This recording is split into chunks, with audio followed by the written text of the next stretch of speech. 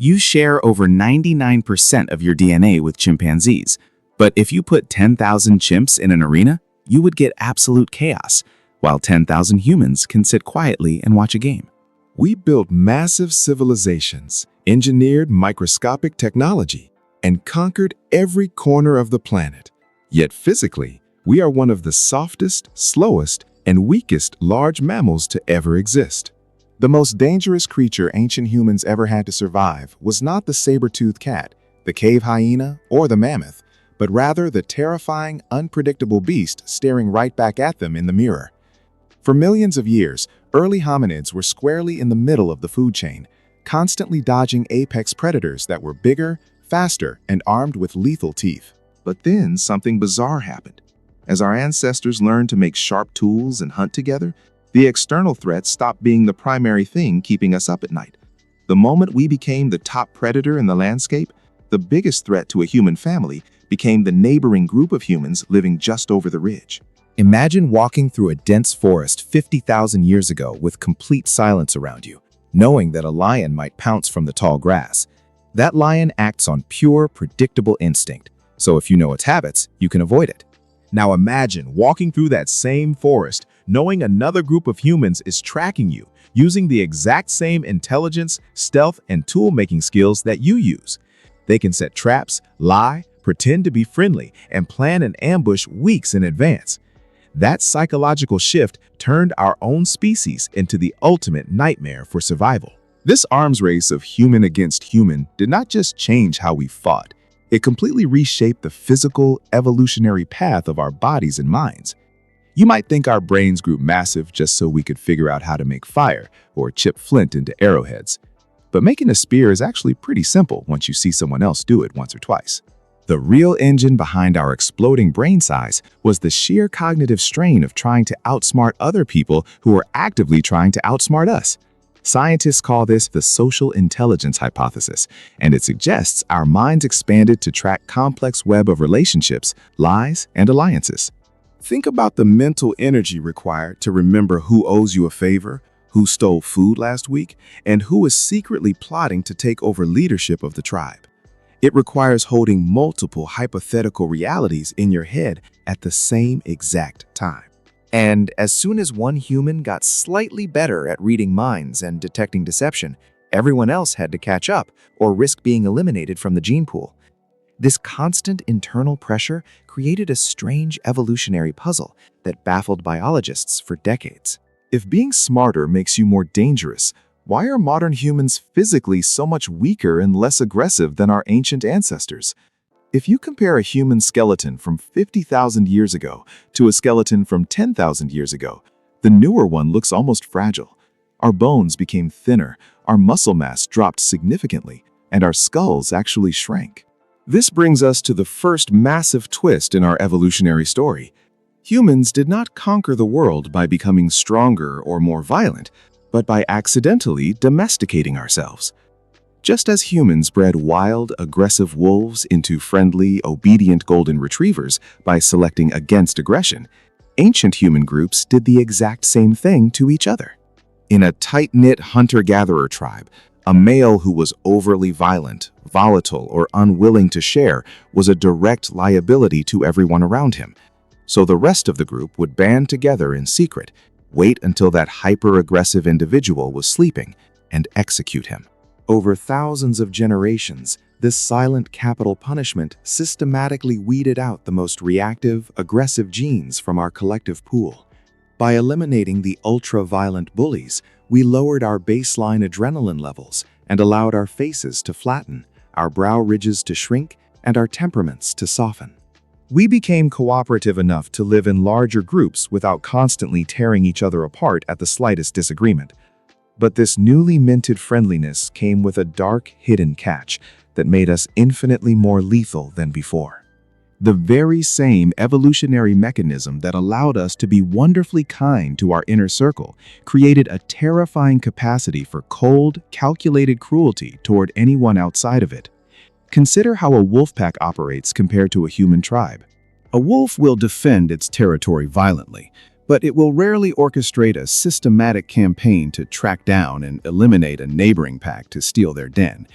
Humans, however, developed the unique ability to turn off their empathy like a light switch using abstract ideas and symbols. We learned to view people outside our immediate group, not just as rivals for food, but as entirely subhuman threats that needed to be erased. This split personality allowed small bands of ancient humans to execute coordinated raids on neighboring settlements with terrifying precision. They did not attack in a fit of wild, blind rage like an angry bear protecting her cubs. They planned the logistics, waited for the dark of night, used signals, and struck when the target was most vulnerable. The combination of high intelligence, deep internal cooperation, and cold external detachment turned our ancestors into a new kind of super predator that the Earth had never seen before. When you look at the fossil record from the Pleistocene epoch, you find something disturbing hidden beneath the bones of giant animals. Alongside the butchered remains of woolly mammoths, archaeologists routinely find human skulls with distinct oval-shaped punctures that match the exact dimensions of wooden spears and stone axes. In some ancient mass graves, nearly every single skeleton shows signs of unhealed impact trauma inflicted right around the time of death. It turns out that long before the invention of agriculture, cities, or written history, small-scale warfare was a constant, looming reality of daily human existence. Estimates suggest that in some prehistoric regions, up to 15% of all adults died at the hands of another human being.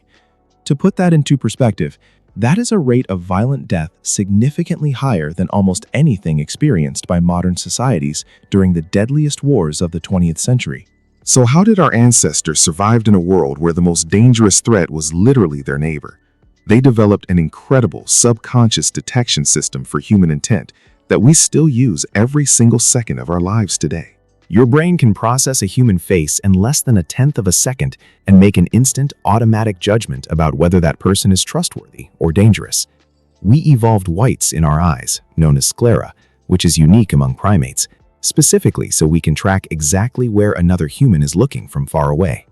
If a chimpanzee looks at you, it is hard to tell where its gaze is directed because its eyes are completely dark. But a human's eyes advertise their attention to everyone in the room. This evolved because knowing where your tribe member was looking could mean the difference between spotting an incoming spear or getting caught completely off guard. Our eyes became open broadcasting systems for our intentions, forcing us to master the art of visual poker to survive in high-stakes social environments. Which brings us directly to the second mind-bending twist of our ancestral journey. Our incredible ability to cooperate did not evolve to help us farm, build shelters, or endure harsh weather, but specifically to fight other groups of humans. For a long time, historians believed that humans learned to work together so they could hunt massive game like mammoths or survive ice ages. But mathematical models of evolution show that hunting large animals alone does not provide enough selective pressure to create the hyper-intense, self-sacrificing cooperation seen in human societies. What actually drove us to die for one another was intergroup conflict. The tribes that have the tightest bonds, the best communication, and the highest willingness to self-sacrifice were the ones that survived when two groups collided. In other words, our greatest virtue, which is our capacity for incredible selflessness and deep teamwork, was forged in the furnace of lethal group-on-group competition. We are nice to our friends precisely because being nice made us a far more formidable force against our enemies. This creates an unsettling realization about human nature that explains so much of our modern psychology. We are hardwired to seek out team dynamics, root for sports clubs, align with political factions, and instantly divide the world into us versus them. If you are enjoying this deep dive into the strange mechanics of human history, hit subscribe so you do not miss the upcoming investigations, where we uncover more of these hidden loops in our biology. When you look at animal conflict in the wild, it is almost always about immediate resources, like a fresh carcass, a water hole, or a mate right in front of them. Once the meal is eaten or the rival backs down, the conflict ends and life returns to normal. Humans, however, unlocked a terrifying new power that no other animal possesses, which is the ability to carry a grudge across time and space using language and memory. A tribal leader could tell a story around a fire about an attack that happened 20 years ago to a generation of kids who were not even born when it occurred. Those children would grow up hating a neighboring group they had never actually met, waiting for the right moment to exact revenge for an event that existed only as a story. This capability allowed human conflict to become self-sustaining, looping endlessly across centuries in blood feuds that outlived the original participants. Language essentially allowed us to weaponize ideas, transforming abstract concepts into lethal motivation. A lion cannot convince a crowd of other lions that another pride across the river is morally corrupt and needs to be eradicated for the future of the savannah.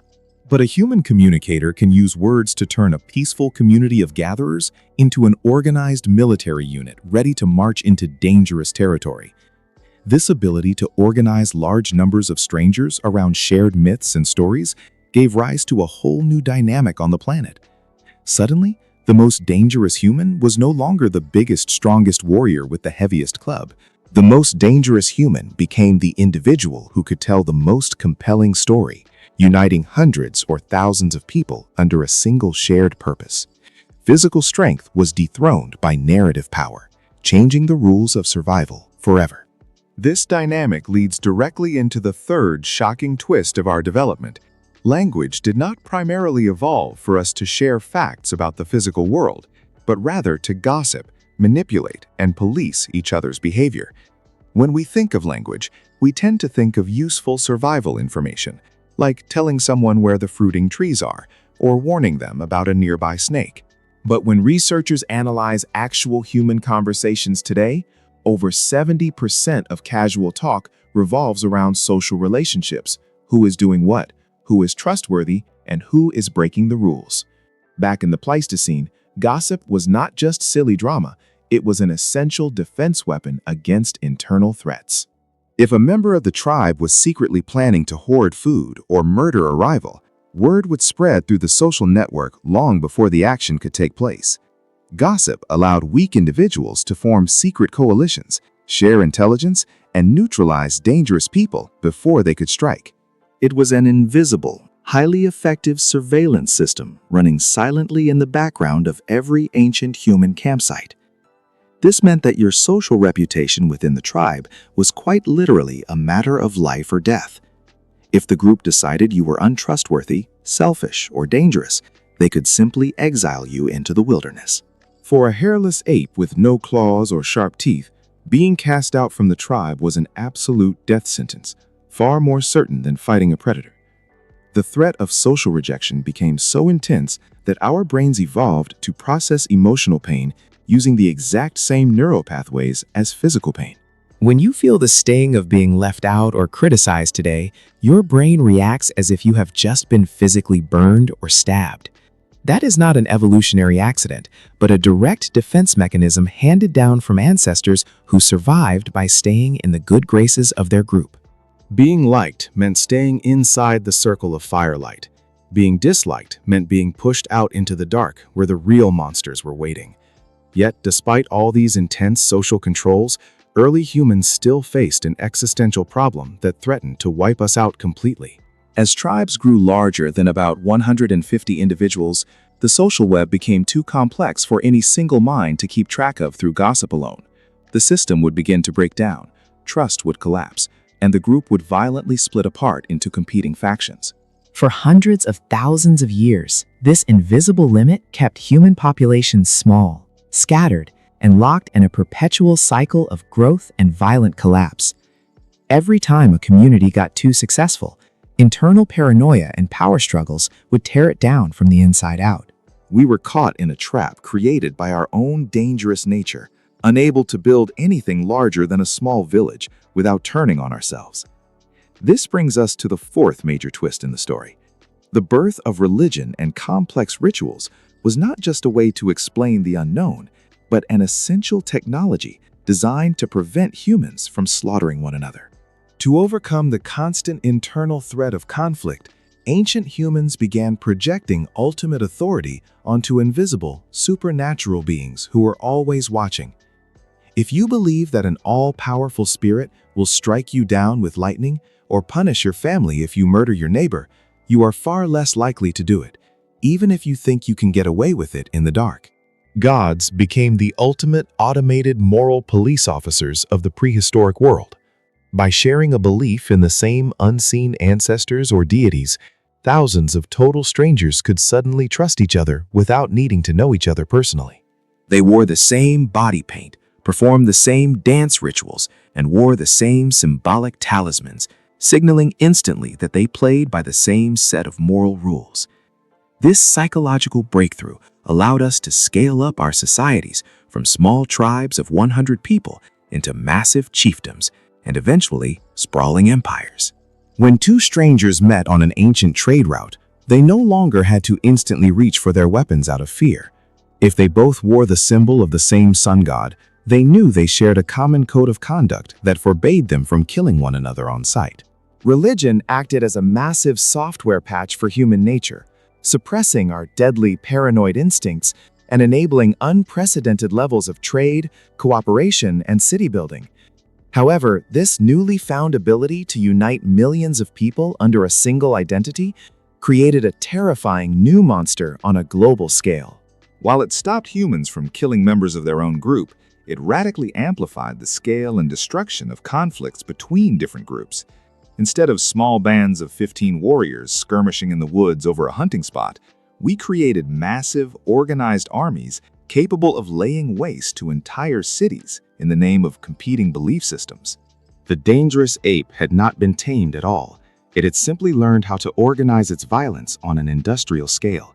The very same mechanisms that allowed us to build the pyramids, construct magnificent temples, and lay down roads also enabled us to organize campaigns of total destruction against anyone who did not share our specific cultural code. If you look closely at ancient architecture, you will see that early cities were not designed primarily to keep out wild animals like wolves or lions. The massive stone walls of Jericho, the high ramparts of Troy, and the deep moats of medieval castles were all built with a single, panicked goal in mind: keeping out other groups of humans. We spent vast amounts of our energy, resources, and engineering brilliance simply trying to protect ourselves from our own species. Think about how strange that really is from an ecological standpoint. No other species on Earth spends 90% of its defensive energy building fortifications against itself. Ants fight wars with neighboring colonies, but they do not build complex stone barriers or engineer long-range siege engines. Humans became so singularly dangerous that the entire built environment of our planet was shaped around the threat of human-on-human violence. This intense, constant pressure to defend against other humans served as the primary driver for almost every major technological breakthrough in history. Metallurgy was refined to make stronger swords before it was used to make better plows. Navigation was perfected to move war fleets before it was used for peaceful trade. Even the internet you are using right now was originally developed as a decentralized military communication network designed to survive a human-created nuclear strike. Virtually every tool we use to thrive in the modern world is a direct byproduct of our ancient need to outsmart, outpace, and outmaneuver other human beings. We are living in a world built almost entirely by the ultimate evolutionary arms race between us and ourselves. This leads us directly into our fifth and final twist. The very instincts that made us the most dangerous and successful animal on the planet are now the exact things threatening our modern existence. For over 99% of our evolutionary history, living in small, fiercely tribal groups where you deeply trusted your inner circle and remained intensely suspicious of outsiders was the ultimate survival strategy. Paranoia was a feature, not a bug. Quick, emotional, us versus them thinking kept our ancestors alive in a volatile world where a single mistake meant instant death. But today, we live in a hyper-connected global environment where decisions are made in seconds, information travels at the speed of light, and our weapons can destroy entire continents at the push of a button. Our ancient Stone Age brains, designed for tracking local gossip and defending small territory, are now navigating a digital world of billions of people. The modern media landscape constantly triggers our deep-seated evolutionary alarm systems, making us feel like neighboring tribes are marching toward our borders every single day. When you see outrage, division, and intense tribal hostility online, you are not watching modern civilization fail, but rather watching ancient survival code run on modern hardware. We are constantly searching for threats, dividing into warring camps, and bracing for conflict, because that is precisely what our ancestors were hardwired to do to stay alive. The internal beast that ancient humans spent hundreds of thousands of years trying to tame is still very much alive inside our biology. Understanding this deep history changes how you view human nature and the world around you. We are not weak creatures who somehow got lucky and found fire. We are the descendants of the most lethal, adaptable, and clever strategists the Earth has ever produced. We survived every predator, every ice age, and every rival species, not because we were the strongest, but because we learned how to master the complex, dangerous art of living with each other. Our history is a breathtaking story of a hairless ape that looked into the eyes of the most terrifying creature in the wild, recognized its own reflection, and somehow found a way to build a world together anyway. Looking at how deep our tribal instincts run, do you think we will ever fully outgrow our innate desire to divide into us versus them? Or is that conflict simply an unchangeable part of being human?